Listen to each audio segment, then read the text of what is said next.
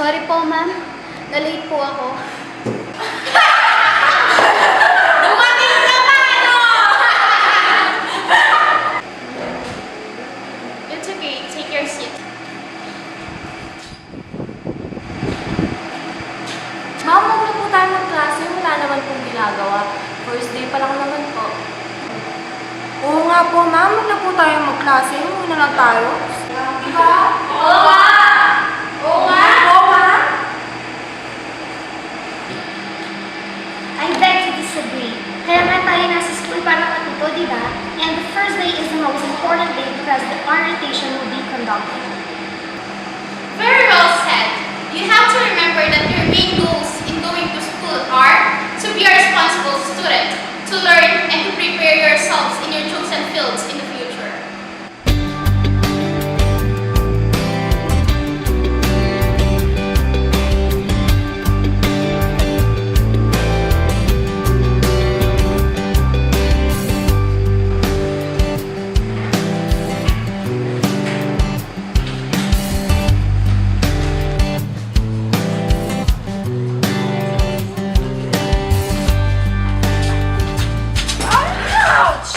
Ay, sorry!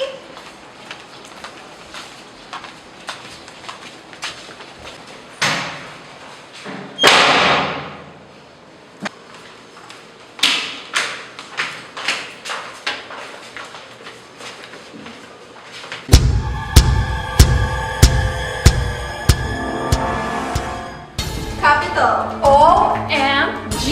Focus here, girls. Tingin ko yung epal na bumangga sa amin. Yung epal sa classroom. I'm sorry, I did not mean that. Oh, sorry! Hindi pa rin nakakulit yung bag ko. Hindi ko sinasadya.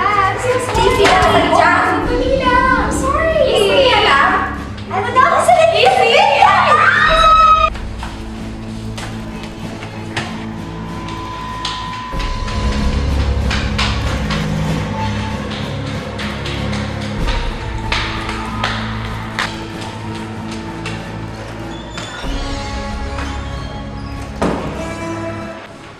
Principal, yung pag-aaway po. Sino naman? Kaklase ko po si Clea. Oo, siya. Ako muna, pinaka. Papatawag na lang tayo. Okay?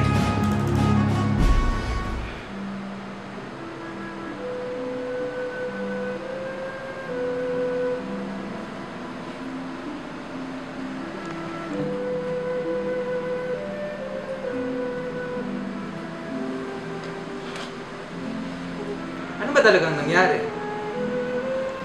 Sir, ganito po kasi yung nangyari.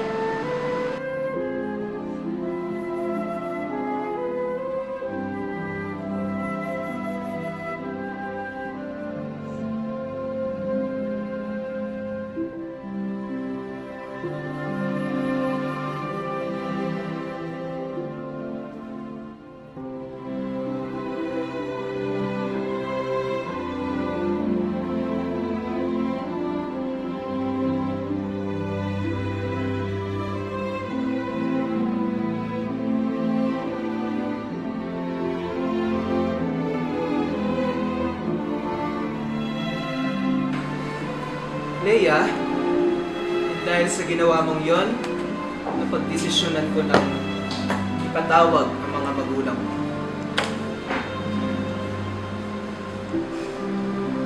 Sir, wag na po. Hindi ko na lang po ulitin. Papagalitan po ako sa mga magulang ko. Sir, total first offense pa lang naman po ng mga batang ito, maaari po bang pagbatiin na muna natin sila? At bilang ko din naman ang kanilang advisory teacher, ako na rin po ang bahala sa kanilang dalawa. Okay. Basta siguraduhin lang ng dalawang batang to na huwag nang mauulit ang problemang ginawa nila sa paaralan. Okay?